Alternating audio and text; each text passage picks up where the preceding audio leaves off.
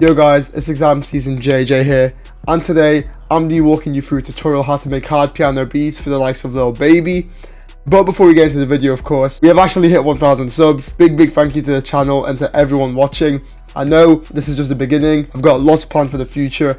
I've even got a little thing to show you guys later throughout the video, so stay posted, stay tuned. Before we get into the video, just know I've got an exam tomorrow. Or actually, wait, I've got an exam literally today as I'm recording this. So, drop a sub for the dedication that I've got out here. And let's just get into the video. So, first things first, make a Lil Baby beat, especially a hard piano one is, a piano. And by doing that, I got Kontakt 7 and I use a Noir preset over here. But of course, use any piano sort of plugin that you guys have. Or if you can play the piano, just play the piano. And now this is actually the main melody, the main pattern that I made. But to break it down, it's quite straightforward. To be honest, I actually first focus on the top line part. So if we focus on this little 4 bar here, as we can see, I start off with this nice little kind of chord progression. It's essentially just a D minor, as we can see here, like a D triad. And then I play the D on top, making it a full chord. But as we can see, of course, I chopped it up and I broke it down instead of keeping it in the same position. I took notes back, and then all I actually did was just play these notes back to back. And then the same thing right here. Just gave it a nice little bounce, a nice little bit of rhythm. And of course, using these notes here and these notes here, there are notes that are one semitone apart in the scale, which gives it a lot of tension and gives it that dark kind of atmosphere. And then for a bit of variation, all I did was kind of mess with the top line, as you can see here, and it really adds that kind of feel. But then to really make this a Lil Baby kind of, piano pattern, of course, it comes down to the root notes. So as you can see, I started off in the D sharp, and took it down 5 semitones to the A sharp. Then I took it down 5 semitones to the B, and then down into an A sharp minor. And as you can see, this is the pattern of builds of the chords. This is the nice little progression I've got up here. And then the last thing I did, Alt S to strum my notes, and I clicked Alt R to randomize the velocity, making it sound much more human. So without further ado, this is the first pattern.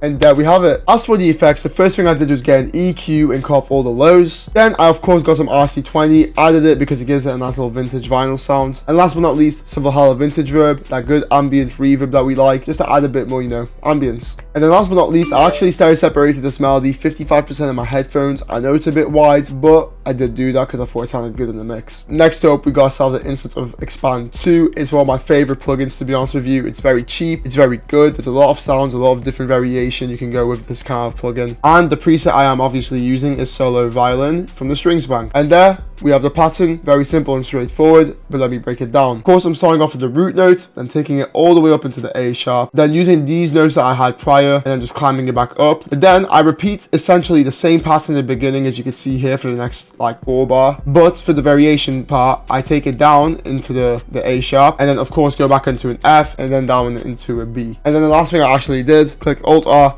randomize my velocities again, making it just sound much more natural. And without further ado, this is what the melody sounds like.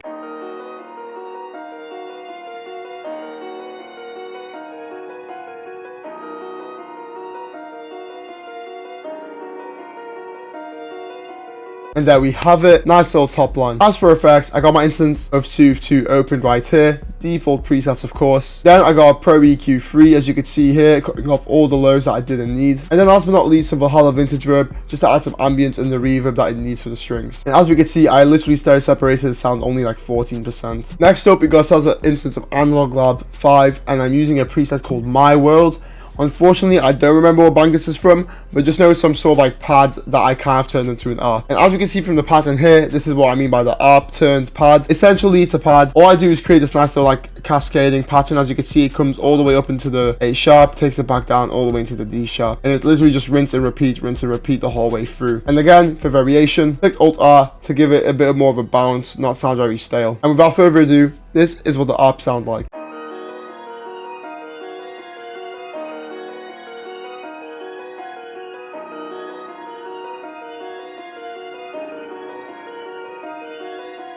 And there we have it, a nice little bit of a higher frequency for us, really fills in the whole range and makes the beat a bit more complete. As for the effects, I got another EQ of course, cutting off all these unwanted frequencies. Then I added this instance of a Fruity Flanges, added some shaper boxes you could see just to get the thing panning a bit more from the left to right. And then last but not least, a bit of reverb, to add some ambience. And as we can see, I stereo separated this 100%, making it super wide in the mix, because again, this is a nice little textural element coming in, really complementing the strings and the melody. And then last but not least, we got ourselves a bass, which is the one one I go to a lot, The Source Space from the Bank Artillery by Max Shooter and Easy A. Of course, literally just a simple pattern following the root notes prior, which is the D sharp, going up into the B, and then down to the A sharp. And then the last thing I actually did was I rendered the whole melody out, took it up one semitone, taking it from a D sharp minor into an E minor. And now, without further ado, this is what the full sample for Lil Baby sounds like.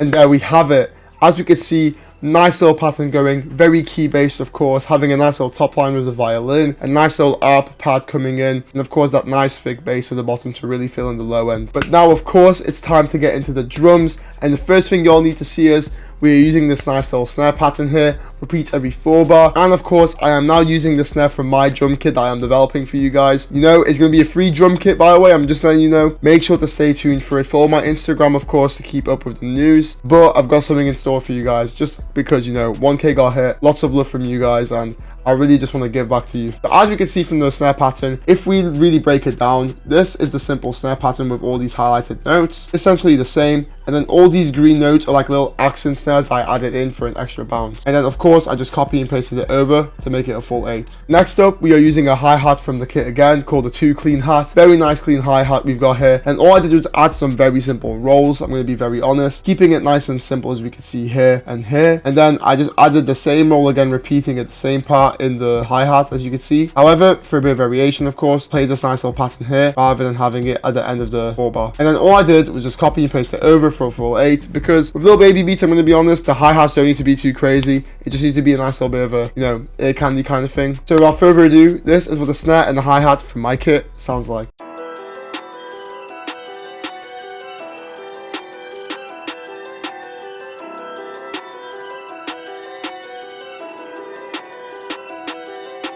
And there we have it. And next up we got ourselves the 808, of course. Here's the pattern, very nice and straightforward. If we had to break it down, all I am doing is following the new root notes, as you can see, using this exact pattern. Copy and pasted it over, but then nice little transitional notes added in between, as you can see here. And then of course I have my C and then my B notes for the 808s. But then the last thing I actually did to both my 808s and my kicks is to max my velocities. And the way I did that was by clicking Control A, highlighting all the notes as we could see, and using the scroller wheel on your mouse, scroll all the way to the top to max it out. And that's how you get them 808s to be much punchier. And that's how you get them 808s and kicks to be much more punchy, much more hard on the ears, and it really helps elevate your drums.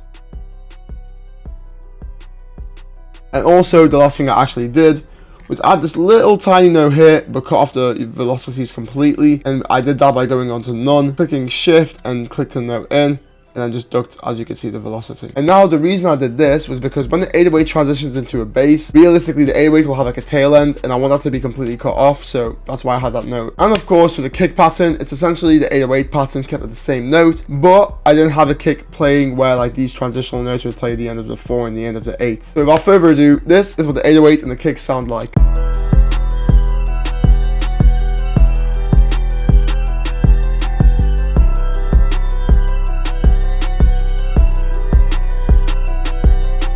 And there we have it. And then last but not least, of course, we got ourselves the open hat here, using the classic open hat from the kit. And as we can see, all I've got my open hat doing is playing it at the very beginning, and the second part where the 808 will kick in as well, just to add that extra little bounce to the whole beat. And I have this repeating literally every single 4 bar, as we can see right here. And now, without further ado, this is what the full beat sounds like.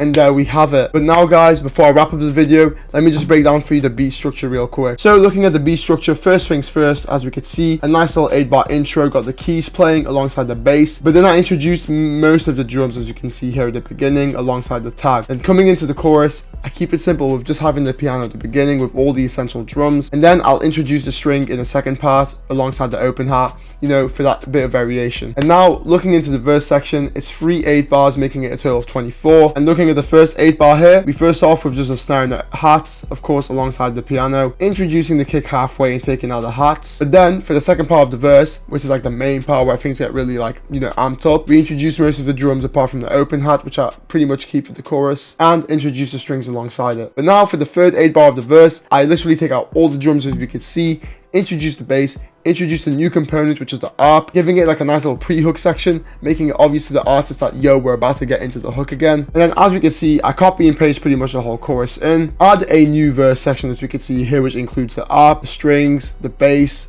a nice little pre-hook again, main section, and then like, you know, the first 8 bar. And then last but not least, for the final hook, I actually introduced the ARP into it as well. And that's how I did it, guys. Hope you guys have enjoyed this tutorial. Thank you very, very much for watching, and of course thank you for all the support. 1000 really does mean a lot, and I can't wait for all the progression that we're going to be making. So thanks again for watching.